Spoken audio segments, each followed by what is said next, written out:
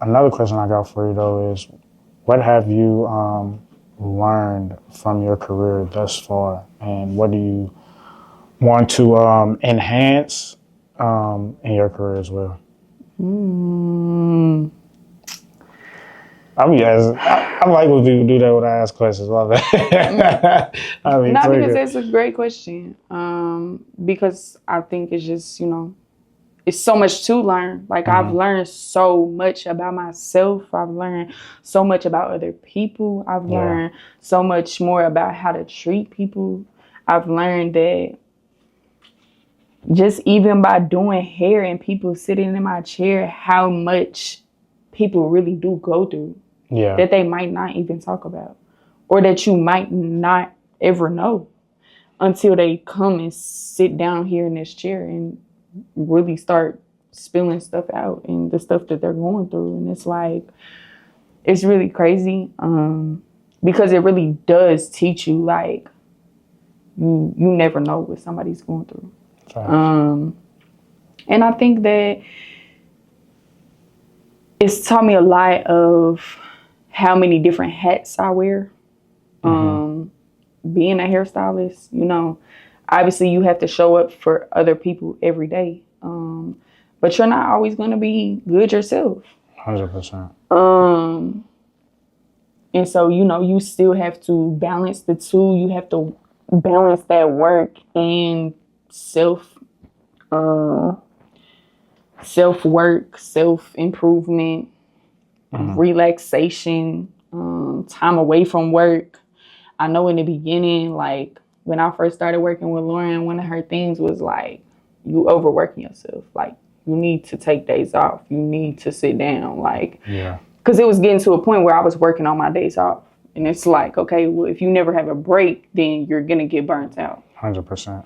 So I think even just working with Lauren, like, it's taught me so much. Communicating more.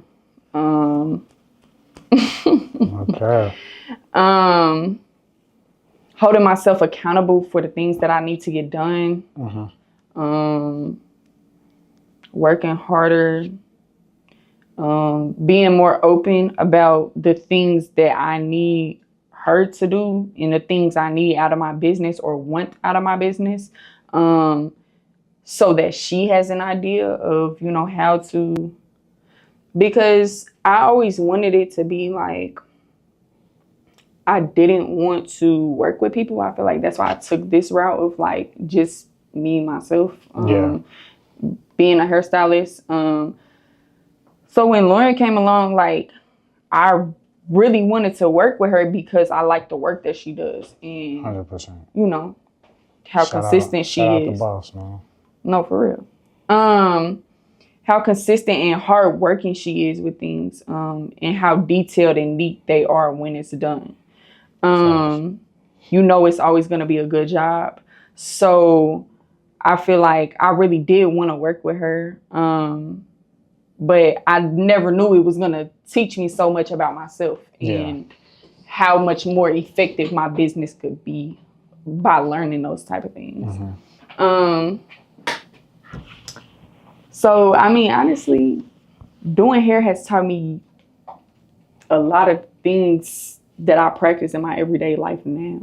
Yeah. Because I always tell people it's not just about doing hair.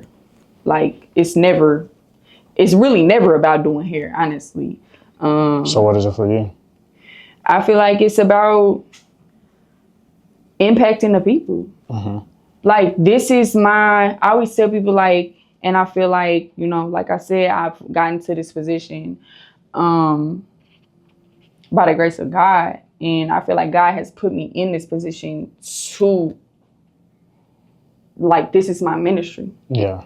And if I have the opportunity to do somebody's hair for, an hour, 2 hours, however long, then it's an opportunity for me to help somebody or listen to somebody. Just be that listening ear. Like, if they need to vent, if they need to express something, get something off their chest, whatever it might be. So I feel like it's really about the people. It's really about impacting people, helping people, making people feel good about themselves. Yeah, so it's always bigger than hair. Okay. I'll mess with that. And I just got a few more questions for you. My next question for you though is what have you learned from your clients? Because you did mention like sometimes you might work on your days off and it might get to a point where you might feel like you're burnt out. So what have you learned from your clients and what have they taught you thus far? Not everybody is your client. She didn't mean that. So what? Hey, Yes, she didn't mean that. Yes, she She did. didn't mean that. No, it's You like, better know if you fit in or if you should go find somebody else. Yeah, no, real life. And it's hard because I'm one of those people. I feel like I have a very big heart and I would like to help everybody out and do their hair and be a service provider for them. yeah. But not everybody's meant to be. 100%. And it's harder to be picky and choosy when you first get into the industry and you're trying to build your clientele. Because obviously you meet those people.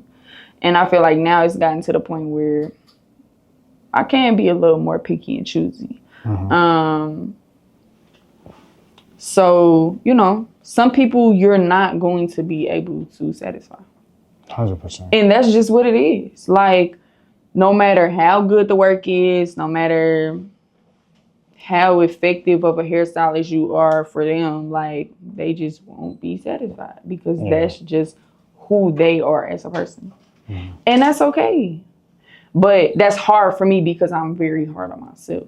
So it's like, well, what you mean you don't like your hair? Or what you mean, you know, nah, what? So yeah, I feel like, I don't know, did I even answer the question? No, you did.